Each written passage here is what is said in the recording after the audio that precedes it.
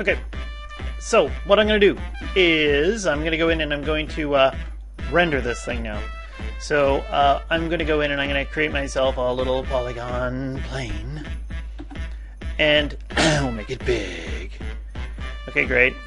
And you could go in and freeze the transformation, kill the history, and I can name it. Let's name him Floor. Yes. Okay, and then I'm just going to go here to create lights, and I'm going to just create a spotlight. You can create a few lights if you want to. I'm just going to create this little spotlight. I'll make it a little bit bigger so it's easy to see.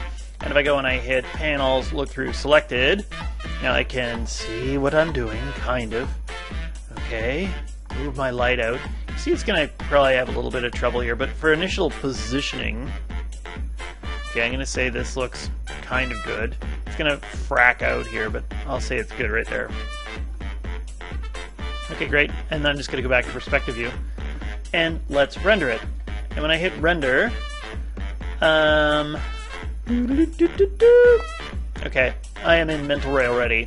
Okay, just remember the mental ray might have to be turned on. You might go to Window, and if I go into Settings Preferences, Plugin Manager, you got to keep an eye for it down near the very bottom. Boop, down here, there's Maya to MR. That means that mental ray is on. Otherwise, you won't get shadows. And you have to do some other settings to turn it on. But anyway, there we go.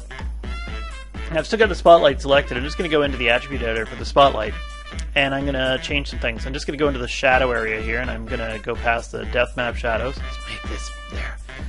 And if I take a look at the ray trace shadow options, right now the light radius is 0. That's what's giving me these hard edges. So if I bring this up, I suspect my scene is quite large. So if I go to, say, close to 10-ish, we'll just see how that looks. That softened me up. There we go, they're a little softer. Maybe I'll make it a bit bigger. Okay, you can see these things are starting to soften out. Come on, right there. Okay, yes, that looks very nice. Then, if I want to get rid of that salt and pepper blast that's there from the shadows, if I go into the shadow rays, usually I'll pick like 20 to start off with. Let's just see what that looks like. That's going to smooth it out a bit. Still doesn't quite hit it. I'm going to go up another notch. I'll go up to, say, 40. See how I feel about that. That feels better. Okay, great. And also the edge of the spotlight's quite strong, so I'm just going to go here to my penumbra. And the penumbra, what that will do is it'll take the edge and blur the edge. Yay! I tend to not like the little white line that kind of comes with this, so then I start playing with my drop-off here. The drop-off is fairly sensitive, I find, so I'm just going to put it at like 4.5. And let's see what that looks like. The drop-off is going to take the light and come in from the edge and drop off towards the center, and that kind of usually gets rid of that funny line. Actually, I guess mine is quite large, so I'm going to do a bit more and see what happens.